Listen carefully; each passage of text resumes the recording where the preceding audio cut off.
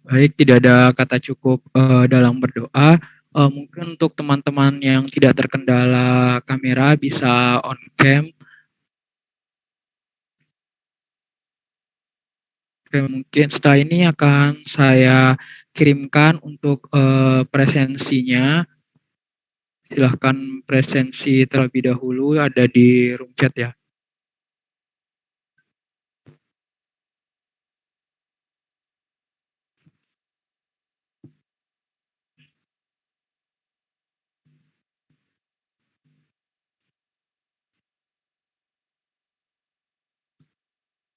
Ya, silakan presensi terlebih dahulu.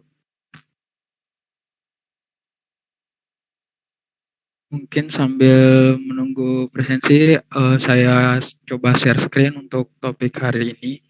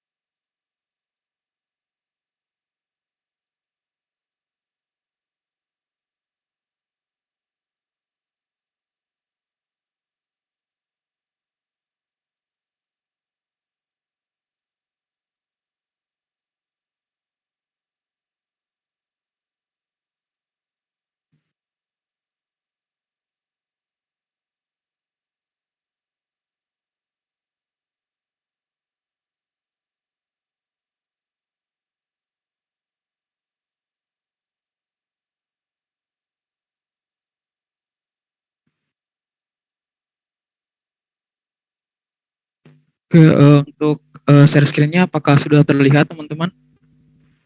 Terlihat, Terlihat, Pak. Oke, mungkin bisa dimulai ya. Sebelumnya perkenalkan saya Ramstamin untuk PJ topik perkembangan embrio ikan.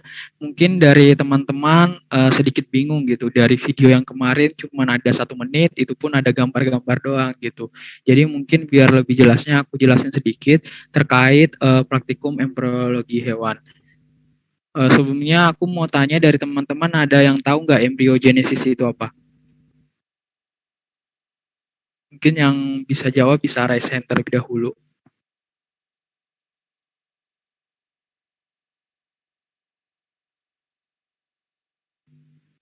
Ya, aku lihat ada Lydia, silahkan. Ya, saya Lydia dari kelas B, Mas. Maaf kalau salah, embryogenesis itu proses perkembangan embrio ya, Mas? Dari awal sampai kemudian tumbuh menjadi individu. Oke, terima kasih Lydia. Jadi benar, mungkin aku sedikit menambahkan aja.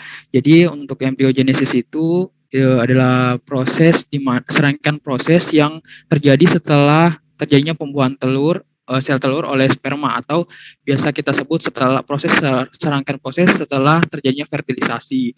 Itu. Nah, di mana proses embryogenesis ini meliputi beberapa fase. Di antaranya ada fase pembelahan atau cleavage, atau kemudian cleavage ini terjadi setelah zigot. Kemudian ada fase morula, setelah itu blastula, gastrula, dan juga diferensi sel. Nah, diferensiasi sel ini terbagi lagi gitu. Ada segmentasi, varingula, dan juga nanti terakhir hatching atau penetasan gitu.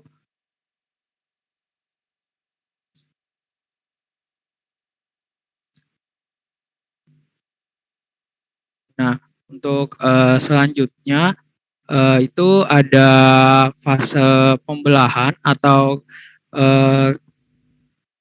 cleavage, di mana pada dasarnya fase pembelahan ini adalah proses perkembangan zigot untuk menjadi morula melalui pembelahan mitosis secara berangkai, yang dimana terjadi segera setelah pembuahan atau fertilisasi. Dan tipe pembelahannya itu adalah meroblastik ya, di mana fase pembelahan ini juga merupakan pembelahan sel secara mitosis yang menghasilkan 2, 4, 8, dan juga 16 blastomer. Kemudian untuk pembelahan sel ini berlangsung secara cepat, namun tidak akan merubah zigot. Jadi tidak akan merubah ukuran dari zigot untuk fase ini. Kemudian pada tahap pembelahan ini zigot itu akan masih diselubungi oleh zona pelusida. Nah, mungkin teman-teman dapat lihat pada gambar 1, itu gambar B, itu kan kita lihat ada kayak moncong gitu kan, ada 2 gitu. Nah, itu 2 blastomer. Jadi terjadi pembelahan 2 blastomer. Nah, 2 ini nanti akan membelah lagi masing-masing 2 dan akan menjadi 4 blastomer. Begitu seterusnya sampai 16 blastomer. Seperti itu. Nah, yang mana sih zona pelusida? Jadi zona pelusida tuh yang ini. Paling luar itu masih kelihatan zona pelusidanya. Oke, itu untuk fase pembelahan. Kemudian ada fase morula di mana terjadi pembelahan zigot menjadi sebenarnya mirip sama fase pembelahan, cuman yang membedakan adalah jumlah dari pembelahan blastomernya. Kalau zigot jadi zigot ini akan membelah menjadi 16 sel. Kemudian terjadi lagi pembelahan menjadi 32 sel atau 32 blastomer. Nah, itu disebut ketika sudah menjadi 32 blastomer berarti sudah memasuki fase dari morula. Nah, ciri-cirinya ini merupakan fase morula ini kelihatan berbentuk bola padat yang penuh dengan sel-sel yang hasil pembelahan dan masih tetap diselubungi oleh zona pelusidanya. Nah, untuk morula ini itu mengalami pembelahan sampai 64 blastomer. Nah, dapat teman-teman lihat pada gambar 2 itu udah kelihatan menumpuk banget kan, yang pembelahannya ini udah ada di atasnya blastodem. Ini udah bertumpuk sampai 64 blastomer. Jadi untuk tadi fase pembelahan itu 2 sampai 16, kalau morula itu 32 sampai 64. Nah, kemudian ada fase blastula. Nah, kalau fase blastula sama juga kayak fase sebelumnya, itu cuman pembelahannya lebih banyak. Di mana itu pada tahap ini embrio akan terus melakukan pembelahan sel untuk berkembang menjadi blastula, yang dimana akan ditandai dengan terbentuknya rongga kosong. Nah, selama stadia blastula ini nanti blastomer membelah beberapa kali membentuk blastomer dengan ukuran yang semakin kecil. Sehingga tempat pada stadium morula blastomer semula padat akan berbentuk ruang kosong yang disebut blastosul, yang ditutupi oleh blastodem. Pada sisi luar terdapat epiblast. Antara blastosul dan blastodem dipisahkan oleh hypoblast primer. Nah, dapat teman-teman lihat pada gambar 3, jadi kan kalau tadi fase morula itu 32 sampai 64. Kalau blastula itu udah sampai dari 64 ke 1000 blastomer. Jadi udah bertumpuk banget di blastodomnya dan kelihatan gitu. Ini kan rongga kosong. Jadi di bagian dalamnya itu udah berongga kosong gitu. Itu ciri khas dari fase dari blastula seperti itu. Nah, kemudian di sini kan ada bagian-bagian gitu. Ada bahasa-bahasa baru lagi kayak epiblast, kemudian hypoblast. Nah, mungkin dari sini tuh kita kurang bisa membedakan mana sih epiblastnya, mana sih hypoblast primernya.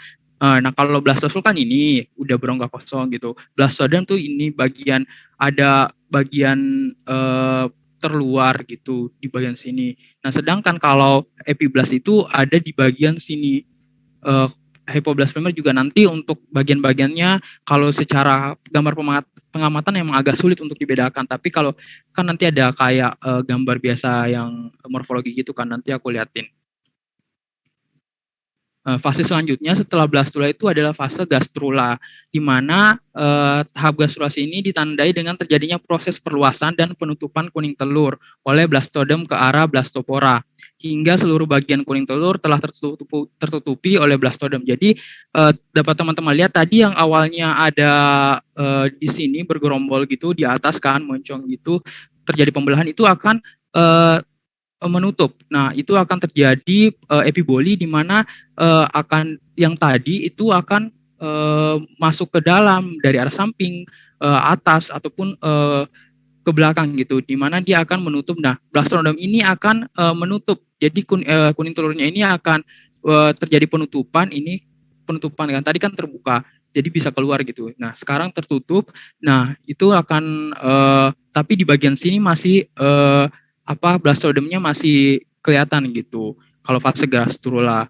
Nah, ini kan cuma ada satu gambar. Sebenarnya pada setiap menit pengamatan itu biasanya terjadi perubahan. Misal kayak udah 50%, kemudian udah 90%. Nah, sebenarnya fase gastrula ini di mana ditandai kayak apa ya? Saraf-saraf dari embrionya itu sudah mau mulai terbentuk gitu.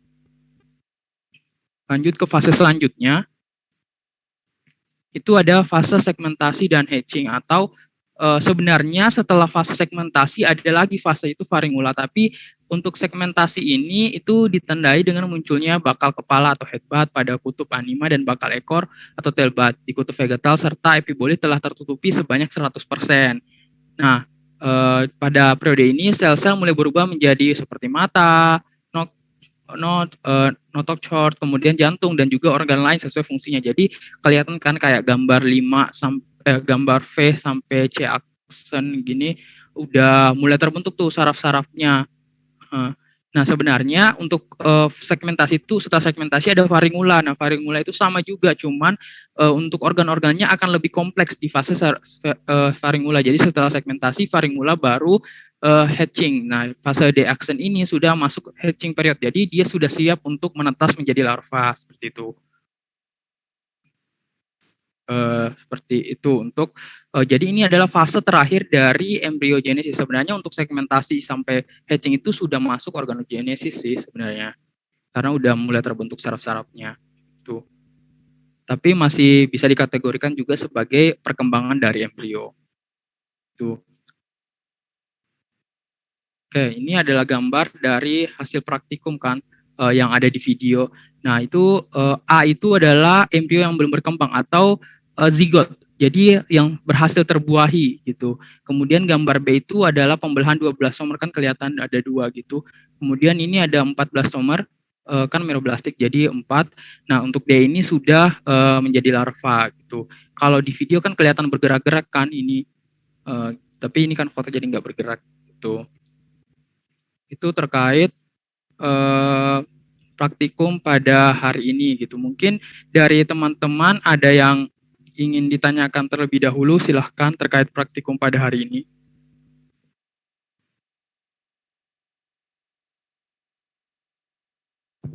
Ya, Nisa, silahkan.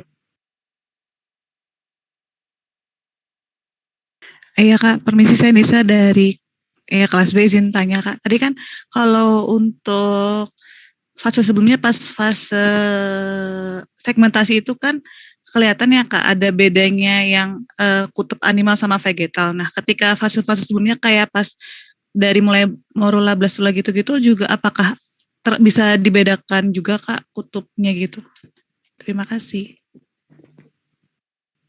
Oke, aku jawab ya. Jadi memang kalau di praktikum itu kan kita tidak bisa kalau di pengamat itu memang kurang kelihatan jelas gitu. Kalau di yang tadi fase-fasenya mungkin aku coba tampilin yang ini dulu.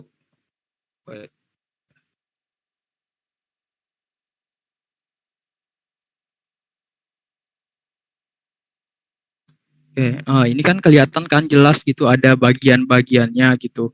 Nah, ini tuh jadi kelihatan gitu kalau tadi blastoselnya ini yang kosong, kemudian ada hypoblastnya, kemudian ada tropoblastnya, ada kuning telurnya, terus epiblast. Nah, di sini tuh juga kelihatan mana sih. Jadi bagian ini kan kelihatan gitu mana kutub animanya, kemudian kutub bagian bawahnya gitu. Jadi kalau di gambar tadi ini hypoblast dan tropoblastnya di bagian sini. Berarti kalau di gambar yang ini misal, nah berarti di bagian sini kan hypoblast sama tropoblastnya gitu. Jadi kalau di gambar tadi kan kelihatan kutub anima sama kutub vegetalnya. Jadi kutub anima itu yang di bagian sininya, mana sih ini. Nah, kutub vegetalnya di bagian sini gitu. Tapi memang masih belum bisa ditentukan, terlalu ditentukan sih, karena kan belum terbentuk gitu mana kepala, mana ekornya gitu. Nanti tuh baru kelihatan jelas banget kutubnya setelah di fase segmentasi seperti itu. Apakah menjawab, Nisa? Menjawab Kak, terima kasih. Ya, mungkin ada Zaihan, silahkan. Iya Kak, selamat siang. Perkenalkan saya Zihan Pahlevi. Izin bertanya Kak mengenai waktu dari setiap fase itu Kak. Mungkin dari fase morula, blastula, dan gastrula itu fase kan setiap pembelahannya itu pasti memakan waktu ya Kak. Eh, apakah proses pembelahannya itu sama Kak setiap organisme atau berbeda?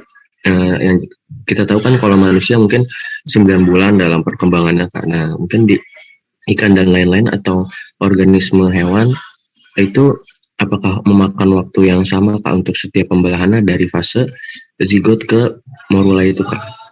Terima kasih.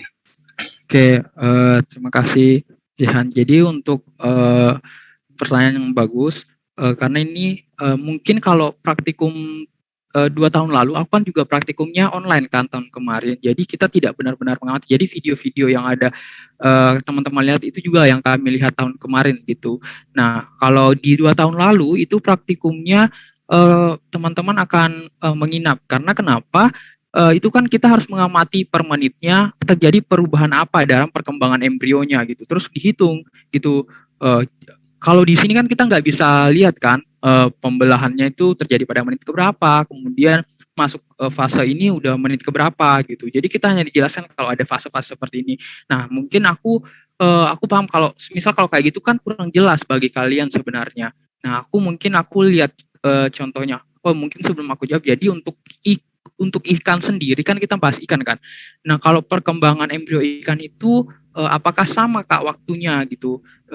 Tapi kalau dengan ikan-ikan yang lain itu ada beberapa jenis ikan yang tidak sama waktu pembelahannya. Misal kayak masuk fase morula itu pada menit ke-30 atau menit ke-40. Mungkin di ikan cupang berbeda gitu.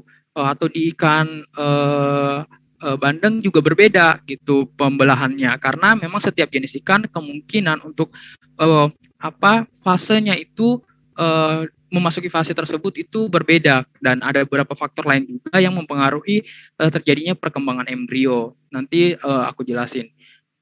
Aku coba ini dulu deh, liatin contoh tahun lalu ya, terkait ininya waktu-waktunya.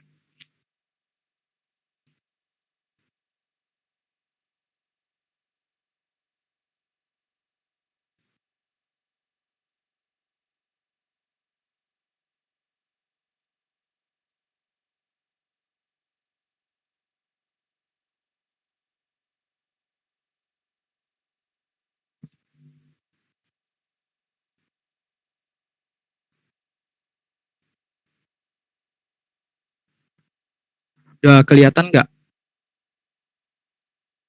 Terlihat Kak. Nah udah spoiler duluan aku nih masalah laporan. Oke, jadi ini apa perkembangan embrio ikan. Jadi kan ini ada nih fase zigot itu udah masuk 5 menit setelah fertilisasi, masuk pembelahan 2 itu dari jam 23.55 sampai 00.10. Jadi akan ada nggak misal kayak ikan nilam itu mungkin yang teman-teman amati itu pada jam 23.55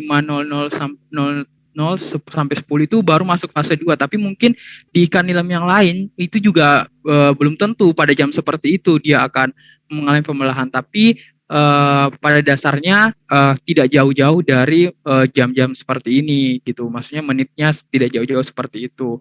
Jadi kalau untuk setiap ikan itu akan berbeda untuk menit, tapi biasanya setelah 24 jam itu akan sudah memasuki fase larva gitu, seperti ini.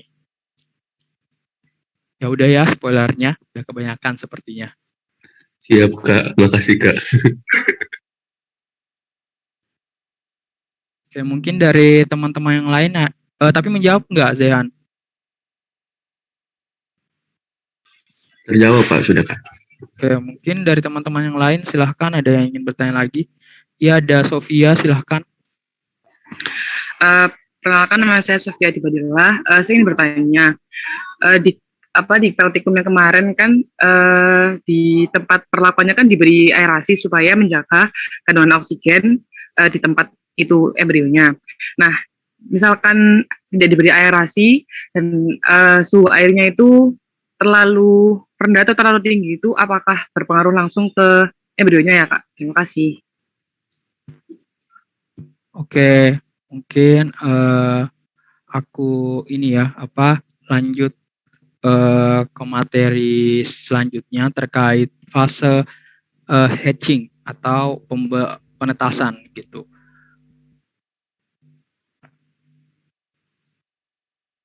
Bentar.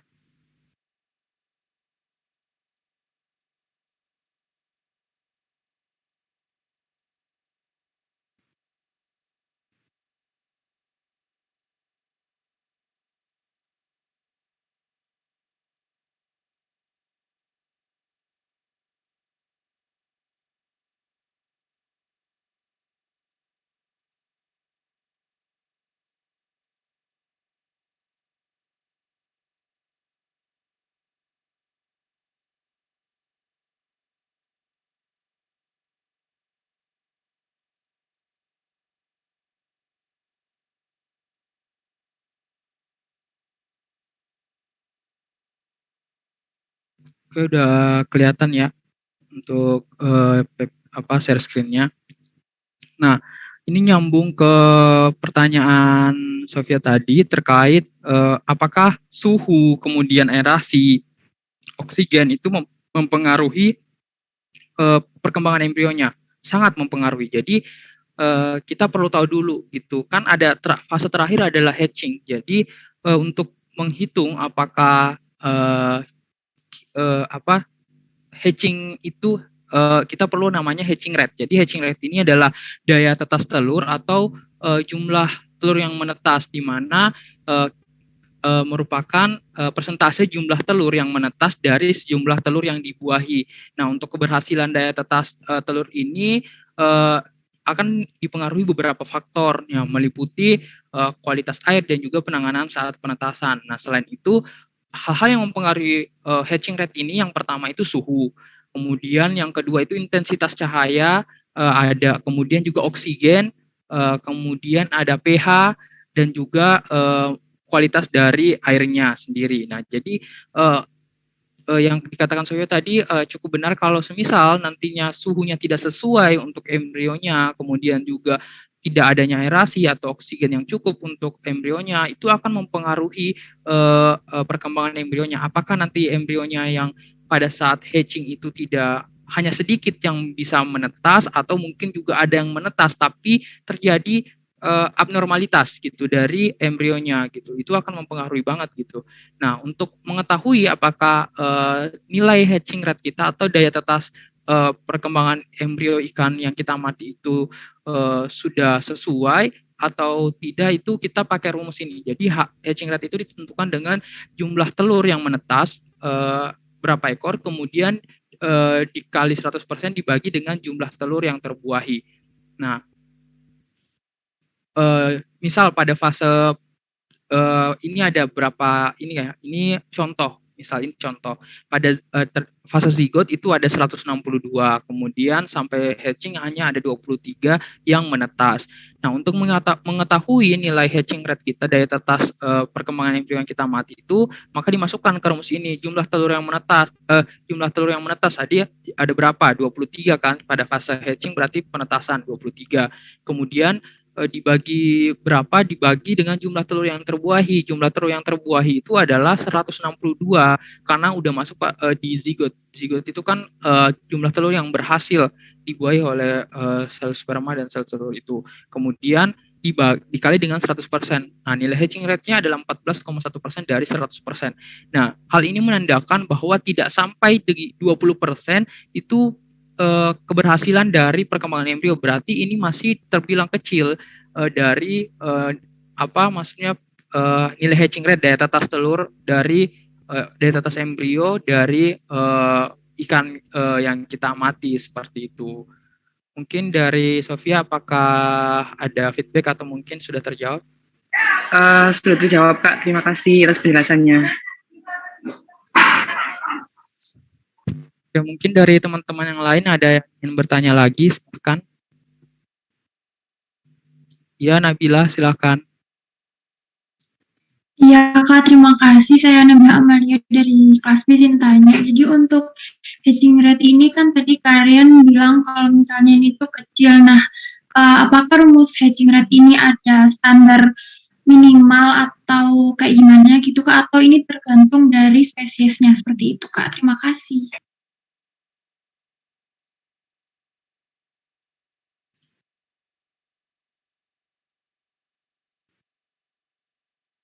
Oke, aku coba jawab ya. Jadi kalau sebenarnya untuk hedging rate ini ada beberapa ini sih apa pendapat gitu, referensi terkait nilai nilai ambang batas gitu yang ditentukan apakah hedging rate ini bagus atau tidak. Tapi berdasarkan referensi yang saya baca itu sekitar di atas dari 60-70% gitu. Kalau semisal nilainya 60-70%, maka itu dikatakan sebagai nilai hatching rate yang bagus gitu, atau daya tetas dari zigotnya itu sudah dikatakan memenuhi untuk dikatakan berarti kondisi yang sesuai untuk perkembangan embrio ya seperti itu bagusnya karena sudah di atas nilai hatching rate seperti itu.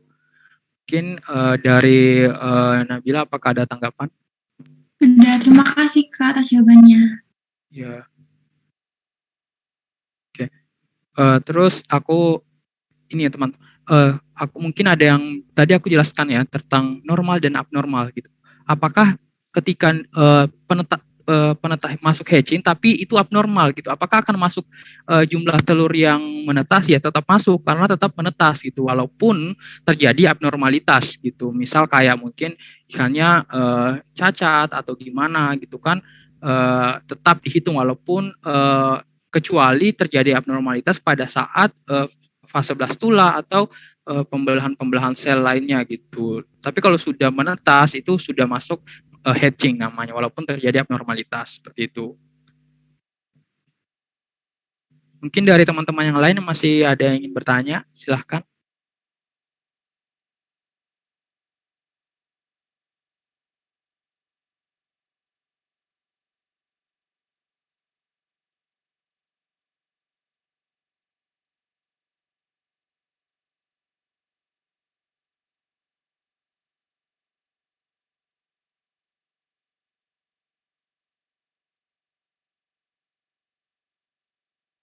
Silahkan teman-teman, tapi jelaskan ya apa yang aku sampaikan. Takutnya teman-teman ntar bingung gitu. Soalnya ini kan nanti membantu di laporan teman-teman, laporan akhir. Tuh, karena sebagian besar itu ya ada di fase-fase ini sebenarnya. Kalau yang awal-awal kan lebih ke metodenya. Metode kayak praktikum 1 sama 2 kan lebih ke metode sebelum perkembangan embrio gitu. Nah, yang paling utama sebenarnya dari perkembangan embrio ini yang harus teman-teman tahu.